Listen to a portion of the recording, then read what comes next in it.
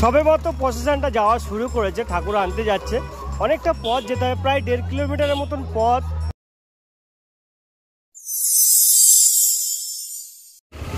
এই এলাকাটা হচ্ছে বিষ্ণুপুর মহাশ্মশান এলাকা। এখান থেকে আমরা সোজা যাব গাববেড়ের দিকে, অর্থাৎ যেদিকটা কারবালার দিকে যাচ্ছে সেদিকটাতে যাব। এদিকটা সোজা যাচ্ছে জয়নগরের দিকে, অর্থাৎ আমাদের বাড়ির দিকে। আর এই সোজা রাস্তাটা যাচ্ছে কারবালার দিকে। আমরা এই রাস্তাটা হয়ে কিন্তু আজ লক্ষ্মীকান্তপুর যাব। চলে এসেছি লক্ষ্মীকান্তপুরের বিজয়গঞ্জ বাজারের একেবারে কাছে। আর বিজয়গঞ্জ বাজার থেকে আমাদেরকে যেতে হবে আজকে রামনারায়ণপুরের যে কালী পূজাটা চলছে, সারা রাতের ব্যাপার আজকের। আর এই অঞ্চলটা কিন্তু আজকে প্রচুর ভিড় রয়েছে, প্রচুর গাওয়ার্ড রয়েছে। এই জায়গাটা আমি বেশ কয়েকদিন আগে এসেছিলাম, যে লক্ষ্মীকান্তপুরে রামনবমীর র্যালি ছিল, তখন এসেছিলাম। সত্যি কথা বলতে কি, দক্ষিণ 24 পরগনার অন্যতম একটা বড় বাজার হচ্ছে এই লক্ষ্মীকান্তপুর। এখানে প্রায় সব কিছুই পাইকারি পাওয়া যায়। আর আজকের এই কালী পূজাতে বাইরের মানুষজনও আসতে শুরু করেছে। এই সামনে হাইমাস লাইট দেখা যাচ্ছে, ঠিক এই মোড়টাই হচ্ছে বিজয়গঞ্জ বাজারের মোড়। এখান থেকে আমাদেরকে যেতে হবে আজকে রামনারায়ণপুরের যে কালী পূজাটা রয়েছে সেই কালী পুজোয়। প্রচুর সবজি দোকান, তার সাথে সাথে ফলের দোকান কিন্তু এই লক্ষ্মীকান্তপুরে রয়েছে। তোমরা যারা কাছাকাছি রয়েছে লক্ষ্মীকান্তপুরে, তারা কিন্তু প্রায় সন্ধ্যার সময় এই এলাকাগুলোকে ভিজিট করতে পারো। এই এলাকাটা বেশ একটা জাঁকজমকপূর্ণ এলাকা। তো চলো আমরা এই দিকটাই যাবো। এই যে রামনবমী সেই সমস্ত কিছুগুলো এখনও রয়েছে, আর এখান থেকে খুব একটা দূর নয়। তো চলো একেবারে গিয়ে এন্ট্রান্সটা তোমাদেরকে দেখাচ্ছি। সবেমাত্র প্রসেশনটা যাওয়া শুরু করেছে, ঠাকুর আনতে যাচ্ছে। অনেকটা পথ যেতে হবে, প্রায় 1.5 কিলোমিটারের মতন পথ।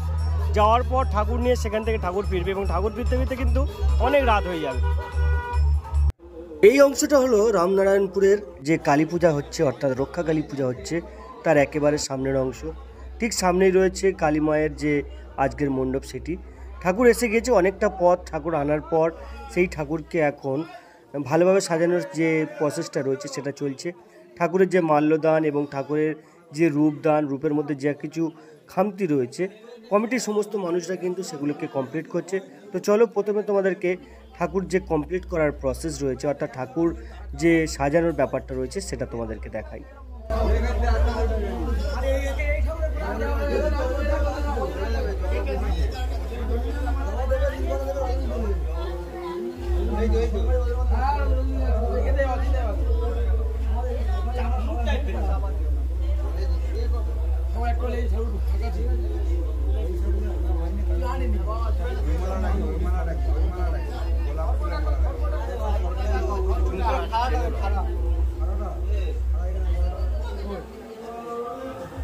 আমাদের বাড়ি মনে হয়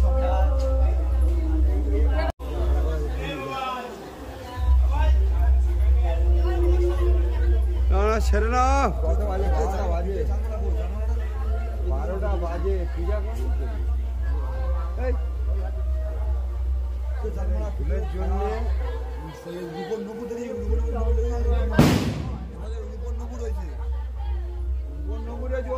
হবে না। ঠাকুরের পূজা হয় না, কখনটা পূজা করবি তোরা?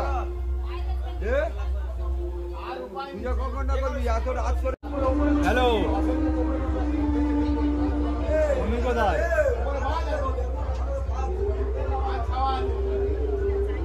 হ্যালো, এদিকে আসবে তুমি?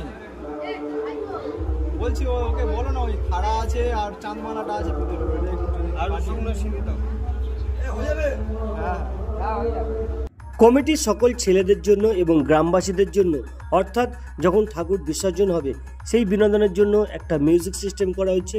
মিউজিক সিস্টেমটা হচ্ছে ইন্ডিয়া মিউজিক সিস্টেম। খুব ভালো বাজাচ্ছিল দেখলাম, এবং ছেলেরা সেই মিউজিক সিস্টেমের সাথে নাচার জন্য প্রস্তুত হচ্ছিল, এবং একই সাথে ছিল প্রচুর আধুনিক লাইট। তো এই অংশটা তোমাদেরকে একটু দেখাই।